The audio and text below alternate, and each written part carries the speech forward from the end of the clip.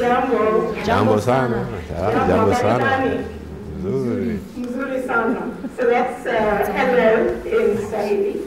My name is Christina Chola, and I'm an assistant professor of chemistry here at Villanova University, but also currently preside over the USA Kenya Chamber of Commerce.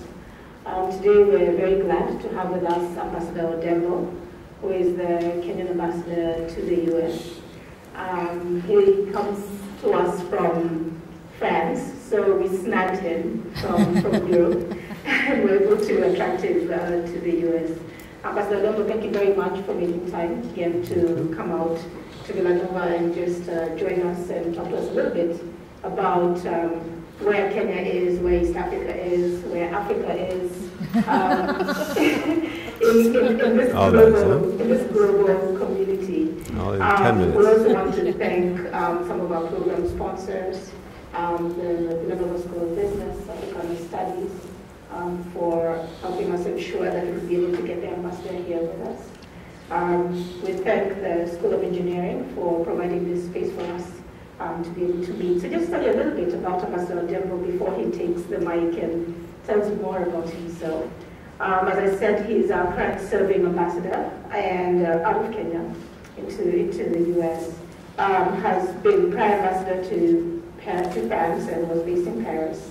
Prior to that, he actually worked in various non-governmental organizations in East Africa for more than 2 decades, where he spent quite a bit of time advocating for human rights and social justice, but also worked in the health sector as a public health professional. He was the founding director of the Fadhili Trust, a Nairobi-based organization that promotes philanthropy, and that was the use of local resources for social development, especially through corporate social responsibility, cross-sector partnerships, technical assistance, and policy research. Prior to founding Fadhili, Ambassador Odembo served as a consultant to the Ford Foundation's Africa Philanthropy Initiative. And for 10 years, he was the East African representative for the international NGO World Leaders. Odembo began his development career as a research and training officer at AMREF, that's the African Medical Research and Education Foundation. He later became a chairman of the Kenya Community Development Foundation, a lead facilitator for the Kenya Poverty Reduction Strategy paper consultation process. So this was pretty much a system that was looking at how can we reduce poverty in Kenya, but something that I guess could be duplicated in some of the surrounding countries. Between 1994 and 1998, Odembo was the first substantive chairman of the Kenya NGO Council.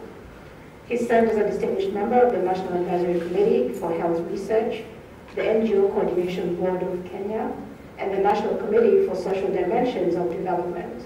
Additionally, he was one of the founding members of the NGO Coalition for East Africa and has served on the boards of several national and international NGOs.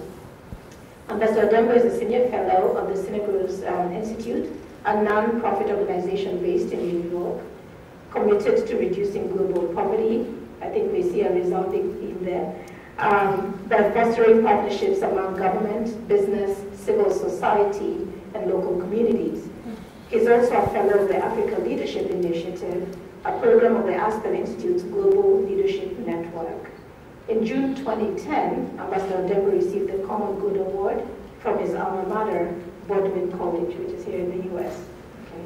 Ambassador Odembo has a bachelor's degree in biology from Baldwin, which is in Maine, and a master's in public health from the University of Texas. Ambassador Odembo and his wife, Elkanah Odembo, who did not join us today, have 2 vibrant children that keep them on their toes when they're not out on the road talking about why Kenya is a great destination for partnerships, for business, for education, for social good. Without much further ado, I would like to invite Mr. Odembo to the podium to give us some remarks on what's going on in the continent.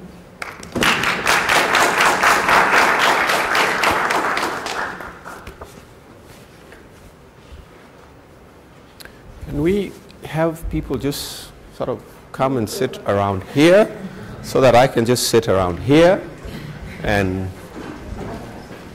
both mics are working. This is for the camera. Okay. And so, please, so that feel awkward standing in front of you there and you're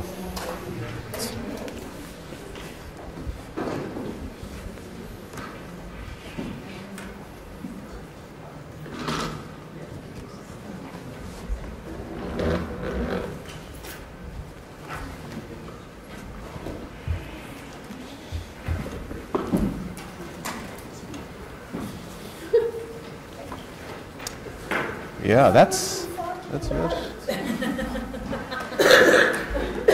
You want me to move to the right or to the left? It's a political question.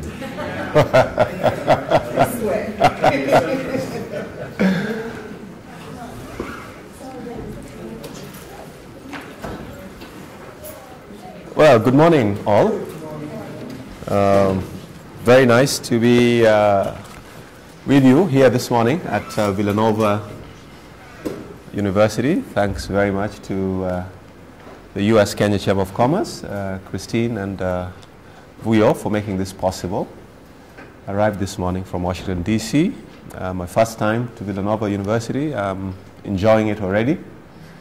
I've had 2 good meetings, including one with the President just a few minutes ago.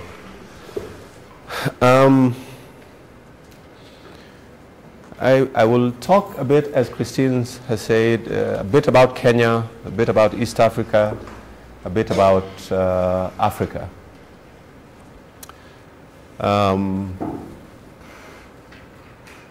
Kenya has gone through, in the last few years, some tremendous changes. I'll start with the new constitution. Just a few months ago in August, Kenyans went to a national referendum at which we were to decide on whether or not we wanted a new constitution. New, not just an amended, a new constitution. And an overwhelming number of Kenyans voted in favor of a new constitution. So we do have a new constitution, a very good constitution, very progressive. And it's not an important thing that Kenya has a new constitution and the kind of constitution that it is just for Kenya, but also for the entire region and for the continent of Africa as well. It is a very progressive constitution which starts up front by saying in its very opening statement that sovereignty belongs to the people of Kenya. And that is very important. For those of you who are historians or political scientists who follow activities and events in Africa, the idea of sovereignty has been a contentious one. When governments in Africa talk about sovereignty, it's usually when they want to keep away international actors and international forces from influencing things that are taking place in the country. So we talk about we are a sovereign state. But to a large extent, sovereignty really belonged in the hands of the state. It really didn't belong to the people. So that's how our new constitution begins. It is a constitution that has come about as a result of some 20 years of struggle. Many people have lost their lives along the way. Governments have come and gone as we attempted to get this new constitution, but we finally have it. It is an important thing for us because the issue of governance, as you all know, is a major issue for most of Africa. The tensions that we have had between ourselves and the United States as Kenya, the tensions between Africa and the rest of the North, are really around the issues of governance. We've had problems with leadership. We, the continent, many countries now, this year particularly, are celebrating 50 years of independence. Now, 50 years of independence, the continent has very varied results. Some things have happened positive, many things have happened, not so positive. Poverty levels are still very unacceptable. 1 in 2 Africans lives in abject poverty, less than $1 per day. This translated in practical terms means 1 out of every 2 Africans wakes up every morning not sure about where their food for that particular day is coming from. And we are the only continent in the world that is in that particular situation.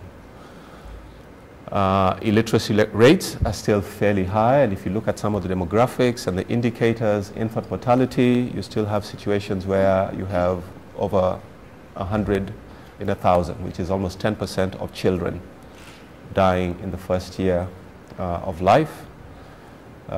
We still have unacceptable, high rates of maternal mortality, women dying due to pregnancy or delivery, again very unacceptable.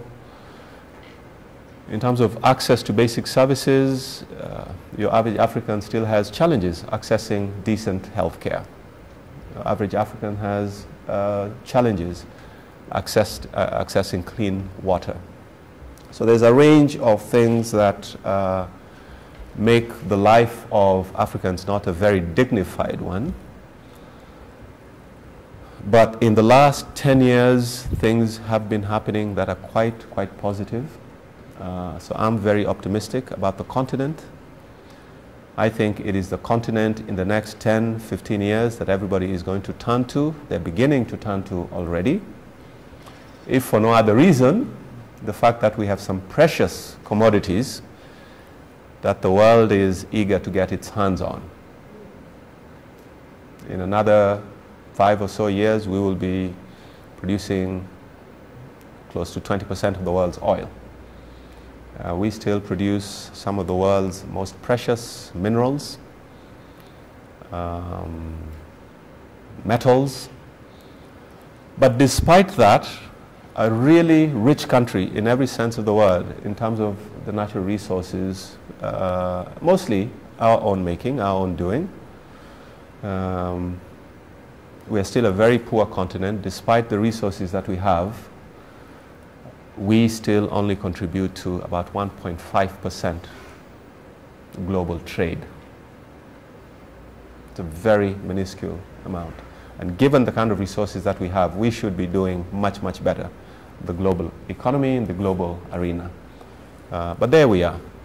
Things have been positive. In the last 10 years, Africa has experienced a steady growth in terms of GDP. In fact, we're the only continent in the last 5 years that has progressively grown at over 3.0 GDP. In fact, on the average, in the last 5 years, Africa has been growing at about 4.0 GDP growth rate. Some countries in Africa are shooting up to 10% GDP growth. These are positive signs for the continent. On the issue of governance, you are seeing many more countries becoming more democratic, elections that are free and fair. You're seeing better and more participation by groups that have traditionally been in the margins, women, young people participating more. You're seeing governments. I mean, Rwanda is one good example where half of the legislature, half of the parliament, in fact, the largest proportion of women sitting in a parliament in the world today is in Rwanda. And when you think about just 16 years ago what Rwanda was going through and the progress that it has made. So it is with examples like that and things that we have seen happen in the last few years, elections that have been peaceful, have been free and fair in the last 5 years. In the last 5 months alone, 5 countries on the continent have had free and fair elections, minimal violence. The next 5-6 months, another 5 or so countries will be having elections again, and the prospects are good. African governments are investing heavily in infrastructure because we've been left behind. We've not invested what we needed to invest in infrastructure. But the investment is tremendous. In Kenya, for example, between the years of 2003 and 2009, we have built more roads in terms of kilometers or miles of road than we had built from independence in 1963 up to the year 2000. So the government coming to the realization that development is not likely to happen if you're not investing heavily in infrastructure. So roads, rails, even air transport, but also energy, for example, are big investments on the part of the government. Private sector is taking advantage of that enabling environment that is being created by these huge investments in infrastructure by the government, so that we have a very vibrant private sector in Kenya. We, having gotten a new constitution and therefore having a solid governance framework, it is not just a new constitution, it is a superb constitution. Later today I'll be going to the Constitution Center and we will be looking to see how we can compare notes with a constitution that's 200 plus years old and ours, which is 2 months old. We have adopted a presidential system, very decentralized. We moved power from the center. A lot of governments in Africa. In fact, to some credit to colonial governments, many of us inherited constitutions or negotiated constitutions with our colonial masters that were fairly decent constitutions. The constitution that we as Kenya, for example, negotiated with the British between 1960 and 1963 was, generally speaking, not a very bad one. But having gotten independence in 1963, and this is the tradition throughout the continent, is that we've had a situation where we have amended our constitutions, and generally speaking, the amendments have been towards concentrating power in the executive and in the center and in the capital. That plagues the entire continent. So amendments have been made, but they've been regressive. They've taken power away from the people, concentrated power in the executive, and the executive usually means an individual. We've not been able to separate the powers, the basic fundamentals in terms of good democracy and constitutionalism, separating the powers of the executive, the legislature, and the judiciary. That's been a challenge. This new constitution, therefore, has implications for the region, for the continent, because other African countries are beginning to now look at this new constitution. The only other place where there has been a new constitution that has been developed in the last 20 years, for example, that was seen to be a really progressive and forward-looking and visionary constitution is that of South Africa. And we learned and borrowed a lot from the South African constitution. So the governance framework we now have in Kenya, we are extremely excited. We are very optimistic about what the future holds for us. A Bill of Rights that has taken into consideration a lot of issues. We've factored in the youth, we've factored in children, we've factored in women who have been in the margins for the longest time. We tried an affirmative action amendment to the Constitution or law a few years ago several times. It failed in Parliament because it is a male-dominated Parliament, very chauvinistic men who the idea of affirmative action and having more women occupy positions of leadership to them was either threatening or just unfathomable. So, but we've managed to get that in so that now, moving forward, in all government institutions and in all government bodies in Kenya, a minimum of 33% of the places must be occupied by women. Okay? It doesn't talk about women, it talks about gender. Each gender must be represented by no less than. And therefore, it's a real leapfrog in terms of addressing gender injustices and gender imbalances in the country. And a lot of countries are looking at that and saying, oh, okay. And a lot of women's movement around the world and the continent are looking at that and saying, perhaps this is the way to go. We've devolved power, talked about that. Establishing an independent judiciary, which is a good thing. We're overhauling it. Corruption, as you all know, has plagued many African countries. Kenya is no exception. And a good part of it is in our ability to prosecute and our ability to take people through the judiciary process. And so that people who are guilty of X and Y and Z face the full process of the law.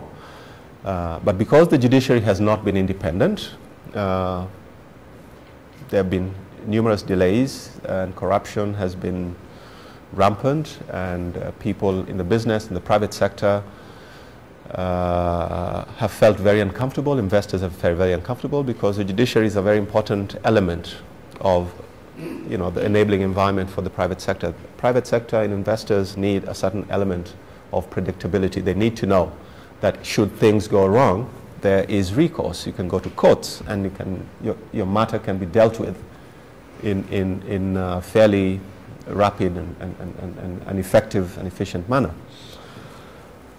We have developed a strategic plan, which is also unusual. We have come up with a thing called Vision 2030. This is Kenya's strategy to move us to becoming a middle-income country by the year 2030. So we have 20 years to do that and move us out of poverty. This is very unusual because we have tended historically to plan in annual and 5-year cycles. 5-year cycles because our elections happen every 5 years.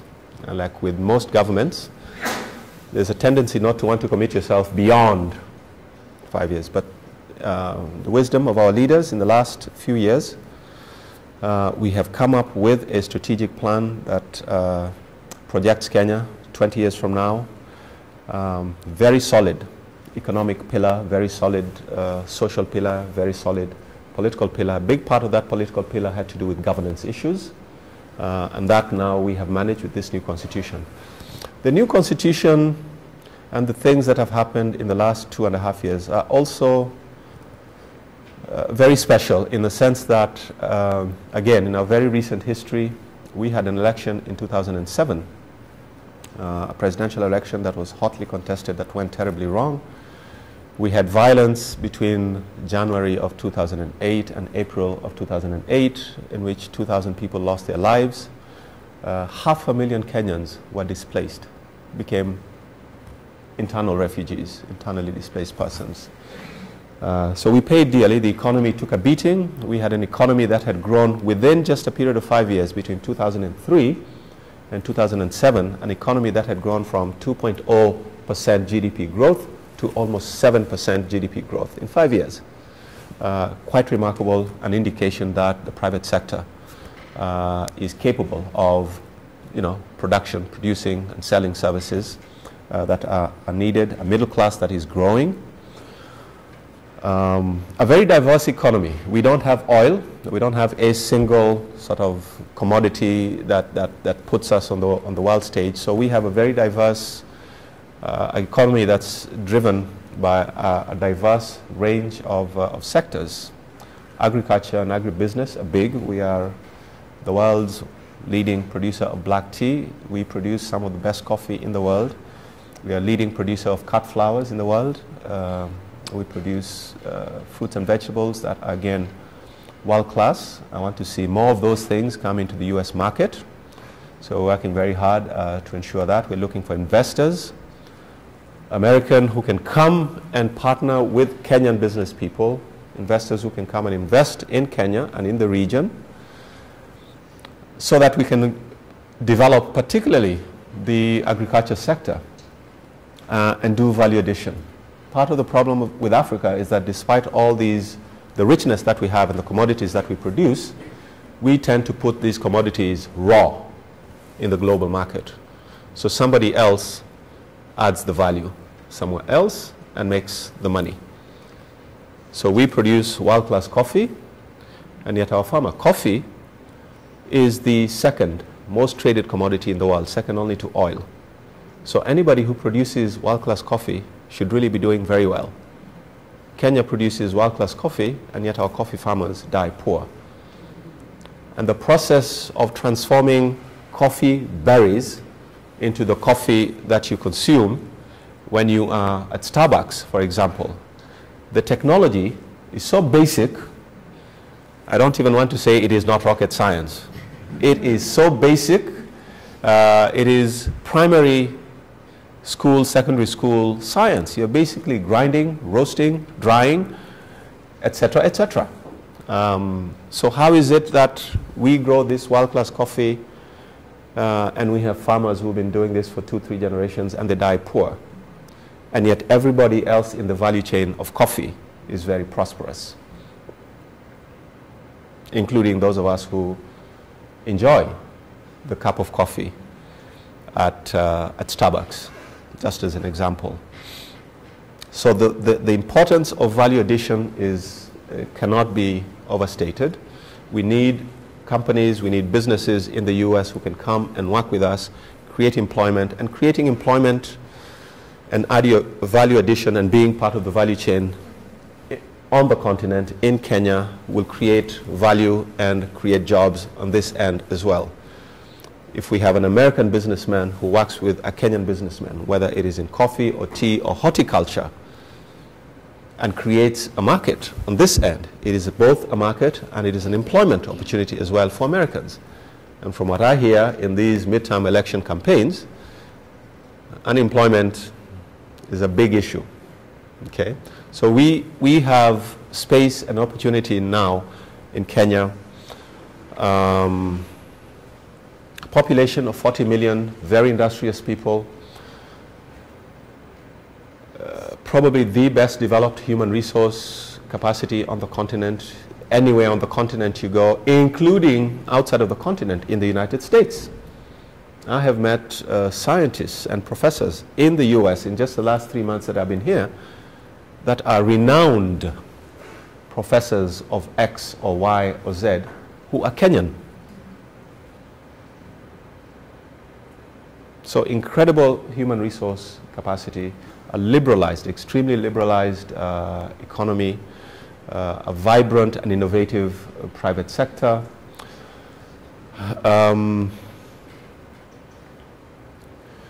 In the region, not only do we play this critical role in terms of the economy in the region, East African, Eastern Africa, East and Southern Africa. We are part of an East African community where we have Kenya, Uganda, Tanzania, Rwanda and Burundi. And a good part of that economy is driven by Kenya. You know, close to 40% of the East African community's GDP is Kenyan. But the beauty of Kenya is that it is central in many ways. It is the center of many activities, financial and non-financial. An investment in Kenya is an automatic investment in 5 countries in the East African community, so 140 million population. An investment in Kenya is an automatic investment in the East and Southern African community, which is COMESA, which is 400 million population. Within 3-4 hours from Nairobi, you can hit all the major capitals on the continent. Just 3-4 hours. Kenya Airways flies to 24 destinations on the continent, and most of them you can do within 4 hours. In terms of investments and in terms of a market, that's quite significant. The Chinese, I've been asked many times, every time I've met with American business people, they say, what about the Chinese on the continent? And I keep saying the Chinese have figured out something that the rest of the North hasn't figured out. So while American businesses are stumbling over each other going to China, the Chinese are going to Africa. And they're investing in infrastructure. Roads, rails, ports, airports, you name it. They're coming with technology, they're coming with capacity, they're coming with finance. It's a deal most African countries cannot turn down, because we need to make up 50 years of lost opportunity in terms of developing our infrastructure and therefore our development. When the Chinese come and they are prepared to make the kind of offers that they're making. Talk about private-public partnerships today. The Chinese just get it and they jump on it immediately.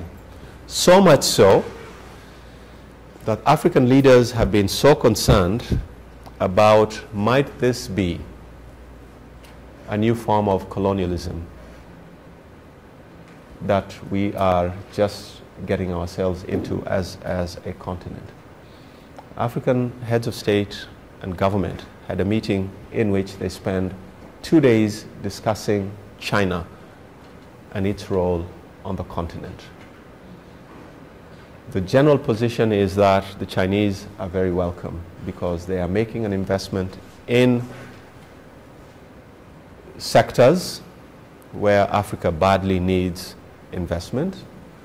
But the additional attraction, of course, is the fact that when they come with finance, these companies that are publicly financed by the Chinese government, and you know the kinds of reserves and foreign exchange capability and capacity that China has, it is difficult to say no to someone who says, we will put this road together, 50 miles of it.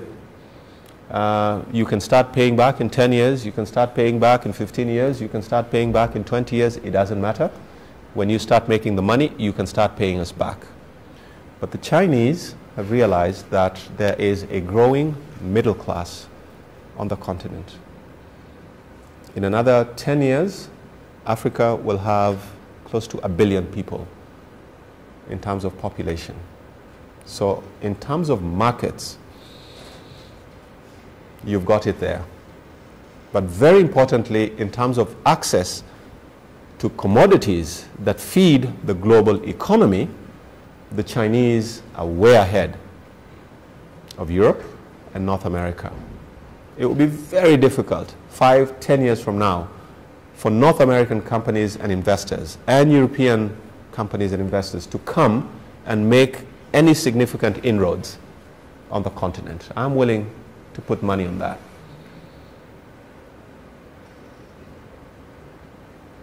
So the question again to the investors is, where are the opportunities? Initially, the Chinese and their investments caused a lot of problems to Kenyans. I mean, they would bring in the equipment and the workers and the everything. And so you had Africans watching, you know, Chinese workers building bridges and doing roads, and all hell broke loose. We had violence in a number of countries between the locals and the Chinese laborers. So that has changed. So many countries now on the continent, Kenya certainly has now developed a policy where investors coming, and the Chinese know that for sure now, that first of all you must go into a joint venture. If you are a road construction company, you need to partner with a Kenyan company. The people who are laborers in the work that you do, if you are in the construction business, must be Kenyans. And that's been acceptable to the Chinese, and they continue to do business. But it's looking like it is likely to be now moving forward, unlike 5 or so years ago, when there were really worrying signals and signs about the Chinese presence on the continent. And of course, the Chinese also have tended not to pay too much attention to the issues of governance, which a lot of our northern and western partners tend to. I mean, so aid and even loans that we get from the big global financial institutions have been tied to, there's been a conditionality around the issues of governance, for example. And that bit the Chinese don't carry with them. They are focusing, they're very focused on, you know, we need to do the road, we need to do the road, we need to do the road, we need to do the bridge, we need to do the bridge, we need to do the port, we need to do the port. Everything else is subsidiary. And to some African governments, that's kind of attractive. They don't want people asking too many questions. But given the kind of changes that are taking place on the continent, with more and more countries becoming more and more democratic, and citizens occupying their space and agitating for change and demanding services and demanding accountability on the part of the leaders, I think these things are eventually going to balance themselves out. I see Africa playing a very prominent role on the continent, in the global arena. I see Kenya very well positioned to play a leadership role. Over the next 5, 10 years, if we can strengthen our regional economic blocks, and that's very much the direction that the African Union is going towards. African Union itself as a body has enhanced its capacity quite significantly over the last 5 years. Until 10 years ago, I was one of the most adamant critiques of the African Union. In fact, much less than that. But changes have taken place. Attention is being paid to the regional blocks, so that the East African Community, we have the Central African regional bloc, we have a Southern Africa Development Community as a bloc, we have ECOWAS in the west, we have the Maghreb up in the north. Each of these regional blocs is paying attention to investment in infrastructure, in energy, opening up the boundaries, opening up the borders, so goods, capital, people are moving back and forth. We learned during the global economic crisis that we can trade with each other. So a blessing disguised for the continent. Part of the reason why we are coming out of this global crisis faster than the rest of the world is because all of a sudden African countries started doing business with each other. And we've realized, oh my God, perhaps what we need to do is shut the continent out from the rest of the world, something that the Chinese did 40 years or so, and then when you open up, you take the world by storm. Some people are saying that might be the way to go. But regional blocks growing up, being developed, really good things beginning to happen. This is part of what is causing the economies to grow so steadily. It is envisaged that if all things being equal, that the continent will be growing at about 7–8% over the next 5–7 years. That will be significant. But the continent as a whole, Kenya specifically, must reach a 10% GDP growth annually in order to remove people out of poverty. I said our economy is very diversified. Investments in infrastructure, big opportunities at the moment. Energy, big. We intend in 10 years to be the country in the world that has an economy that is run entirely on renewable energy. We already have 70% of our energy, electricity, coming from hydroelectricity. A small percentage, about 10, coming from geothermal. But we are moving quickly and making investments in geothermal because we have, it is being said, one of the largest reservoirs of geothermal energy. And we want a situation where in 10 years' time, 60–70% of our electricity is going to be generated from geothermal energy. So we're investing heavily. And there again, the Chinese were the first ones to step in. Everybody else wanted to come in. Once we have explored and drilled and brought out the steam, they were ready to now generate electricity and transmit electricity. But nobody was willing to invest in the drilling. The drilling of geothermal energy is as expensive as drilling for oil.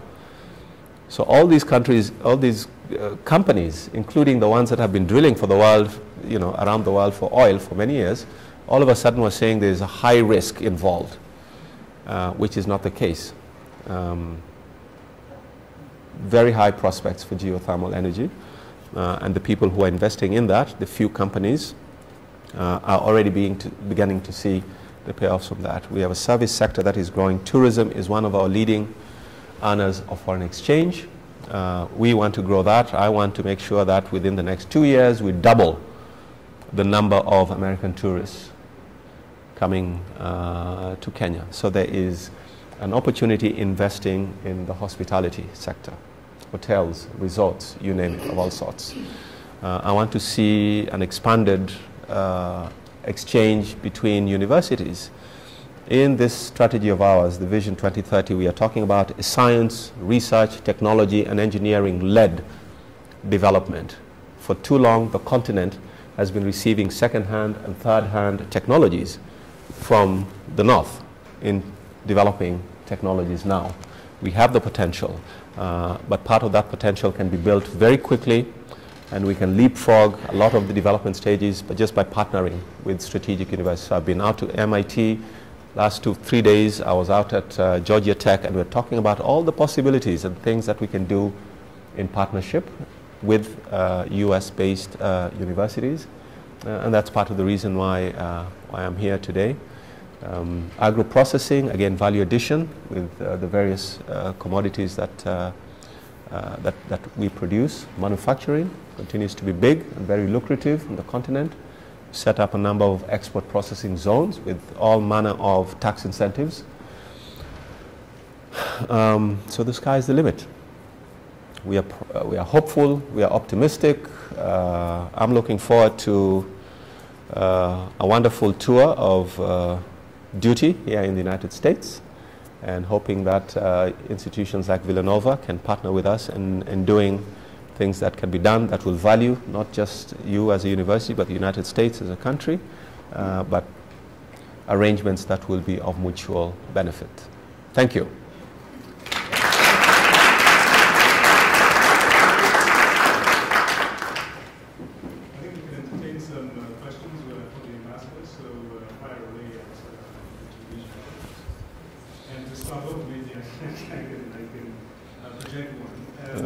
Let me I am with a colleague of mine, Waidera Juguna, who is here from the embassy.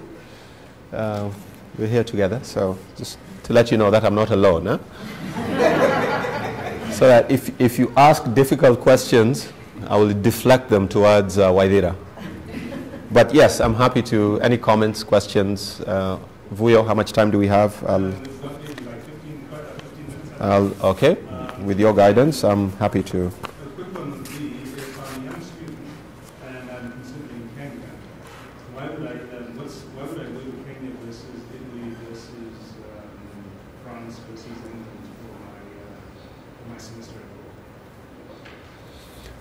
Well, France, Europe has been done. It's been overdone. It's been done for years. And really, as a student, yes, there's, and I speak as someone who was ambassador in France and traveled extensively in Europe. As Kenya's ambassador in France, I covered Serbia and Portugal as well, and I was also Kenya's ambassador to the Vatican. So I know the diversity and the history and a wealth of sort of richness that exists in Europe, but you already share so much history and so much chemistry already. So for a student, I would say that if you really want, if you want to leapfrog your growth intellectually and emotionally, then Kenya and the continent provides you with that opportunity. And you, all you need to do is to speak to anyone who has spent any amount of time there, because it is so different, it is so significantly different that every moment will be a learning. Everything, in terms of the social setup, the development stages, if you want to be a part of something that is going on now. Kenya, with its new constitution, over the next 5 years, we need to operationalize this new constitution. We've just set up the platform for this Vision 2030, for this growth that we want to see. So in terms of seeing history sort of evolve and happen, if you are a student of law, I cannot think of a better learning ground than a country that just has put in place a new constitution, has to put in place 49 pieces of legislation in the next 5 months, has to operationalize its constitution. I can't think of a better learning ground in terms of learning about constitutions and constitutionalism. You're a student of history and political science. What are the implications of this? Kenya, geopolitically, everybody talks about Somalia. We, Kenya, know Somalia better than anybody else in the world. Sudan is going through this critical stage. A few weeks ago at the UN General Assembly, my president hosted Vice President Taha and Vice President Salva Kiir from the south in a bilateral. Around between now and the next 70, 80 days, during which the Comprehensive Peace Agreement, which was signed in Nairobi, will be coming to an end. The role that Kenya has played and continues to play in the region has not been on the radar screen. So much so that the international community now beginning to get jittery about the possible outcome of the referendum on the 9th of January in the Sudan, 10 years late. We've been there from the word go.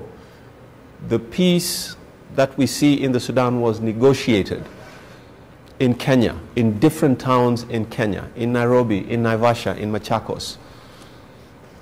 The peace agreement, the comprehensive peace agreement, the agreement that brought peace in the war between the North and the South, in which 2 million people died, happened in Nairobi. We continue to be the honest broker. Sudan will not sit around the table and negotiate anything if Kenya is not around the table. And yet the international community continues to give us this blackout. I don't understand it. So I'm talking about the role that Kenya is playing and what Kenya provides as a country in terms of it's not just Kenya, but it is regions. Somalia. It wasn't until 2-3 years ago when the pirates started hitting on the ships that the international community started paying attention to what we've been for 10 years been saying there's a problem here. The world wasn't listening to us. We know Somalia so well because even the transitional federal government of the Somalia spends half of its time in Nairobi. We know everybody from the president to the members of parliament by name. We know the hotels where they stay because the Al-Shabaab in Mogadishu, the government of Somalia,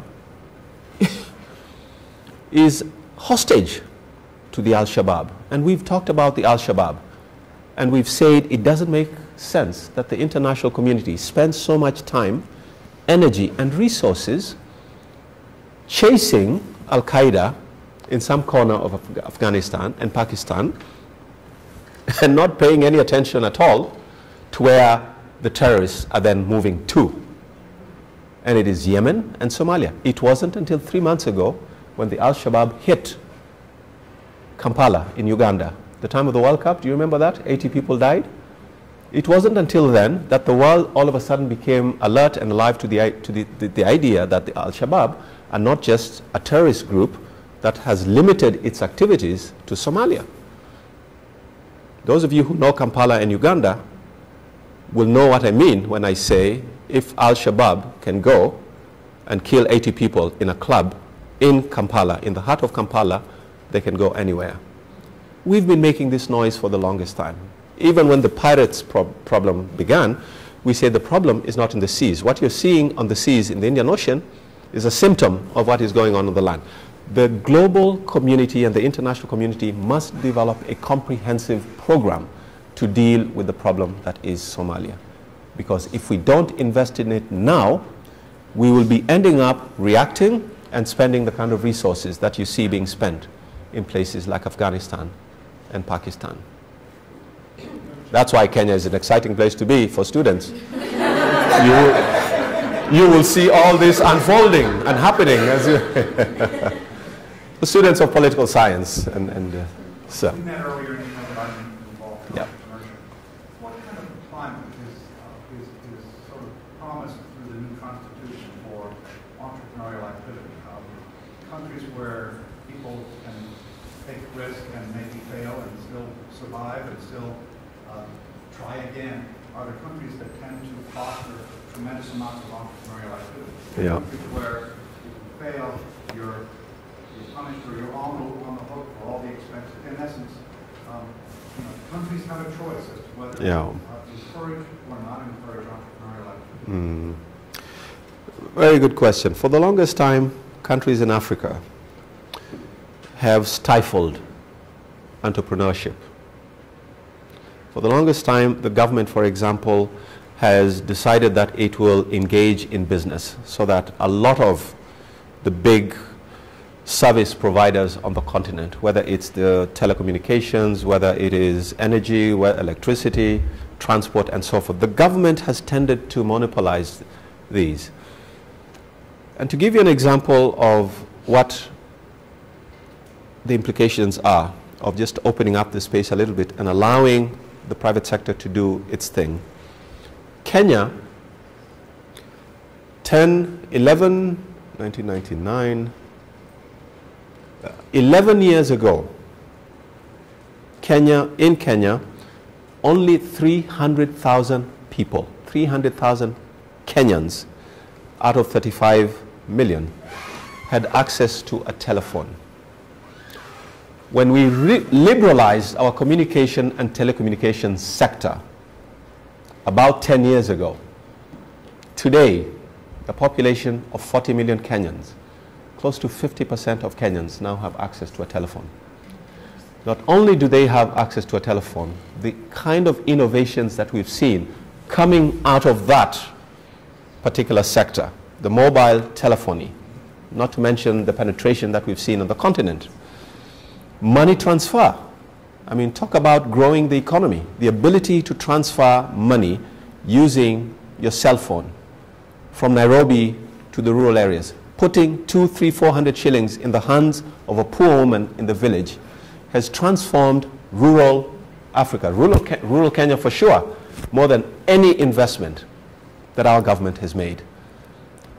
And the government has learned from this, appreciates this, and so there is now all manner of space and incentives that are being provided for entrepreneurs. So this is the time to get in and to try all those things. There are incentives, there are financial institutions that are willing to provide finances and also back it up with some risk mitigation measures and resources as well. So I can't think of a better time. And it's not just in Kenya. I see it very pronounced in Kenya. Innovations in banking, my God, microfinance and microcredit. Yeah? Targeting what has traditionally been seen as the unbankable, the poor of the poorest, going to what the private sector now refers to the bottom of the pyramid. Once a few commercial banks started opening up to the poor, they just very quickly realized, oh my God. And so now there's all this innovation in terms of banking facilities for rural poor communities. Advances in technology, all the technological advances in food production and food security, tremendous. Things that are being done in terms of energy, for example. There's a young Kenyan man called Wadongo who, the 10 finalists in the CNN Heroes, one Kenyan who has developed this solar lantern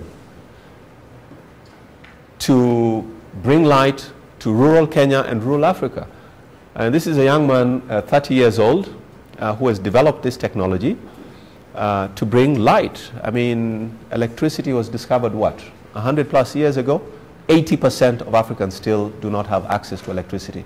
So here's this young man who's done this wonderful thing. He's being recognized, and now all sorts of investments in the different technologies that are possible just beginning to open up, and things are beginning to happen. So it's the right moment, I think. Yeah. So. Good morning, Your Excellency. Good morning, sir. My name is Elkanah Odembo. I'm the president of the African Council. I want to welcome you to congratulations on your new appointment. Thank you very much. Welcome to the United States of America. Thank you. I want to first thank you for the insightful lecture you've given on this Thank you. analyzing Kenyan constitution that have evolved over 20 years. The position it is now sustainable. And linking it to economic system in terms of investment opportunities. I would like to make a comment and then ask a question. Most often, we see investment in African countries today are prohibited because the Africans ourselves are not involved in that economy. So when you look at World Bank policies that advances liberalization,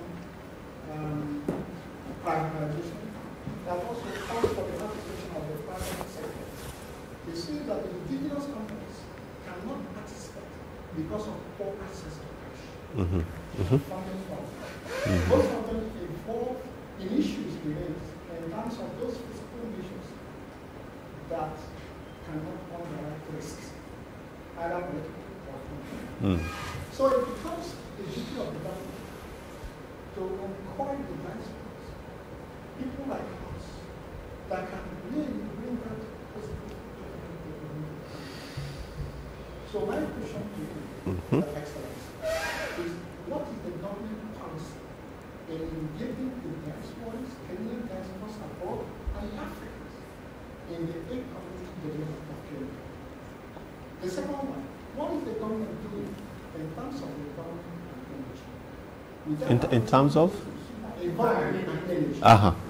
Without addressing those two issues, it's still the same tremendous development in ICT, but still, it does not guarantee sustainable economic development. Until we address environment and energy, we will still be lacking 50 years. Thank you, Your Excellency. Thank you very much. Thank you very much. Thank you very much. Both very, very good questions. On the issue of diaspora, again, it has become such an important element of the conversation every time that African governments meet. So much that the African Union has designated the African diaspora around the world as sort of the 54th African country. Sort of recognized that given the level of and capacities that exist among Africans who live outside of the continent. And it is also appreciated that we have gone way beyond saying to Africans in Europe and in North America, go home and build your country. Yes, some of them do need to go home and build their countries. But what is being encouraged even more is that do the best where you are, engage where you are, influence. If you have now become an American citizen, you have a vote, influence your own congressman, your own senator in terms of the relationship between the United States and Africa.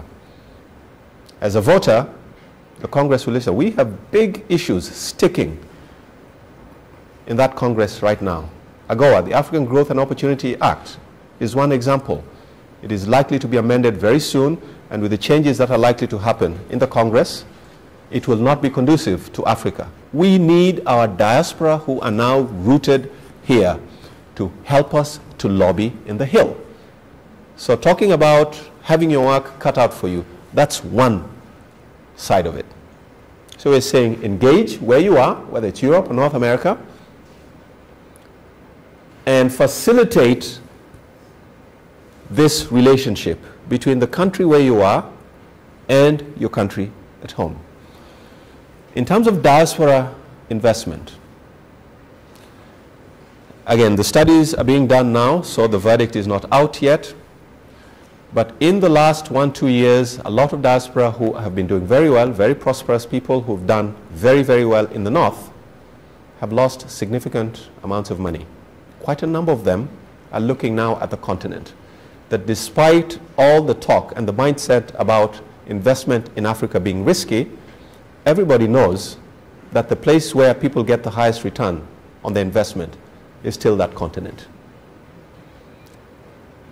So incentives are being provided for. The World Bank itself, with all the conditionalities and all the challenges that have come with our engagement with the World Bank, has created now offices specifically to facilitate diaspora investment back in the continent.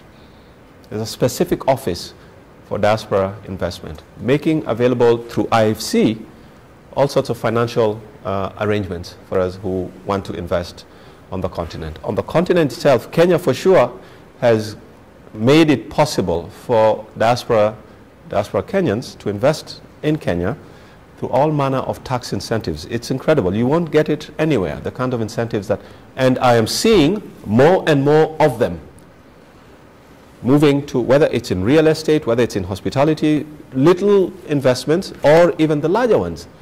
Diaspora who are part of companies here or who are looking for companies here and partnering with them and going to invest in infrastructure projects. One of the largest infrastructure projects in Kenya, for example, on light rail for transport purposes in all the major towns in Kenya, is something that was driven by a diaspora, an engineer who studied here in this country, who has been working with an engineering company, an engineering firm in the US, in which he now has significant shares. He has moved them to go and make this investment in. So we are making resources available international. The African Development Bank is again encouraging diaspora to invest and making all sorts of very flexible financing arrangements, very, very flexible financing arrangements, even from the African Development Bank. The East African Development Bank is making those possibilities now happen.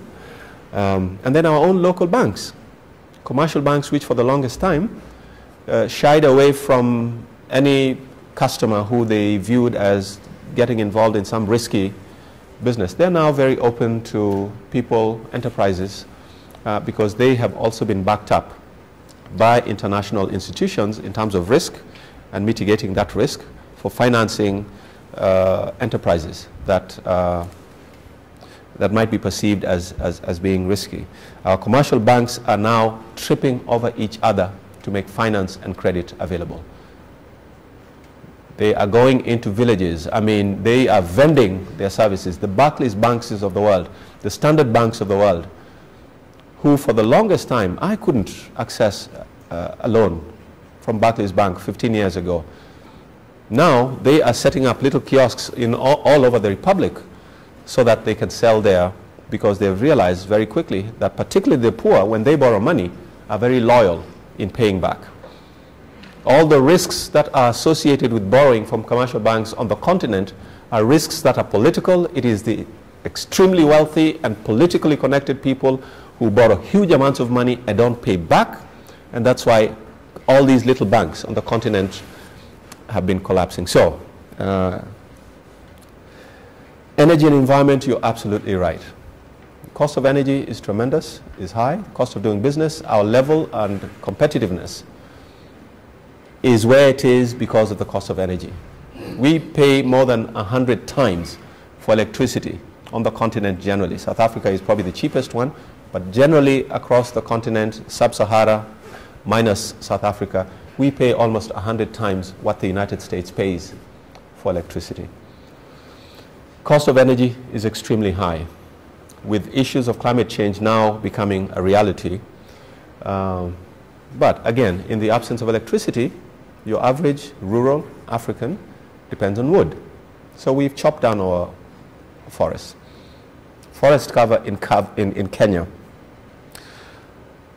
has gone down to from about 18% about 25 years ago to now only about 4%. I mean, we are chopping down our forests at an incredible rate for logging purposes, but just for firewood, because your average African still depends on firewood.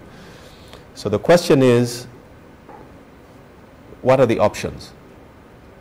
Okay, we've started doing the tree planting thing. We've started looking at Kenya. I don't know if you were here when I said that we aim to be the first country in the world in 10 years that has an economy run entirely on renewable energy.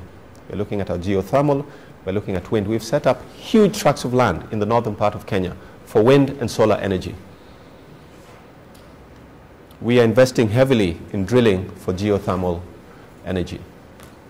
I am one of those people who will not say to an old woman in the village, stop chopping down trees, because you're contributing to global warming and climate change, unless you have an alternative for her. And those alternatives are what we now need on the continent. Alternative energy has been very expensive until very recently, and again, it has taken for the Chinese to enter the solar market sector for us to see the cost of solar energy go down significantly. What 5 years ago was being talked as being just not affordable is now all of a sudden extremely affordable. The Chinese, despite what everybody else is saying, have invested heavily in alternative energy. They're the world's leader right now when it comes to solar energy technologies. I don't think most people realize that, but they are there. And these technologies are beginning to find their ways back on the continent. But on environment, it's a global issue. Climate change, a global issue. The North must absolutely take responsibility for what has happened. There is no two ways about it. The North must make the investment in poor countries to enable us to access these technologies that will enable us to have access to energy without us destroying our environment. This is the investment that must be made. This is the discussion that took place in Copenhagen. This is the discussion that will continue in Cancun. The North has already made some commitments. Not enough. Not enough. There are existing technologies. We need more technologies. The commitments must be made in the North that this is the way to go, but there are too many vested interests. The oil companies are still too powerful in the world, and they still run the show. So if you look at who has invested the most in solar energy, if you look at who has invested the most in all these alternative energies, solar, wind, etc., it is still the oil companies, and they to some extent even control the pace at which the research and the innovations are happening. So we are in a dilemma. We can't fast forward, we can't leapfrog, we can't reach the levels of development that we want to see if we can't have energy that is cheaper and more accessible to excuse me, to the citizens. But African governments are beginning to make that investment in energy. I think we can have one more question from the students, and since we are at the university, we do qualify. I'm a student from Kenya myself, and Sorry, I can't hear you. Sorry? Can't hear you. I'm a student from Kenya myself. You are a student from Kenya. Yes. Good. And my question is that how do you want students who are visiting and students from Kenya studying abroad, such as myself, to address this issue of technological advancements that can be in this program? Yeah, we've been talking about that with people from different departments. I think in students, I think we have a real opportunity to do some incredible things. Some of the new technologies that you're seeing all over the continent right now are really technologies that are being innovated by young people, 25, 30 years of age. Kenyan and African students overseas who are exposed to the kind of technologies, the level of technological development and advancement that you find in these countries. We need to, and that's one of the things that we're exploring together with the U.S.-Kenya Chamber of Commerce, with Christine and Vuyo here. How can we create a space and an opportunity for students in the U.S. to work and collaborate with students on the continent in research projects, applicable research projects. I'm talking about innovations, yeah, that are applicable, not science for the sake of science, not research for the sake of research, applicable and applied science to address practical needs on the continent. And there are many, everything from food storage to you name it. Satellites being launched up in the air. So I think if students working with their professors here can think through a number of things, we will be happy to provide information about where we think the opportunities are in terms of research. I was at MIT not long ago, and we are talking about students from MIT, graduate students in engineering, who are in a 2-year program, spending a year in MIT and a year in Kenya, pairing them up with a Kenyan student, perhaps identifying joint research projects. And after 2 years, a year at MIT, a year at a Kenyan university, coming graduating with a university from both institutions, but also coming up with a research project and a research initiative that is actually directly very applicable in the country. So we can talk about, we can explore the different possibilities, and that's one of the reasons why I'm here, to talk to people at the university to see what we can do. Student exchanges, faculty exchanges, etc., etc. Okay. I think that's thank you, Master. Thank you.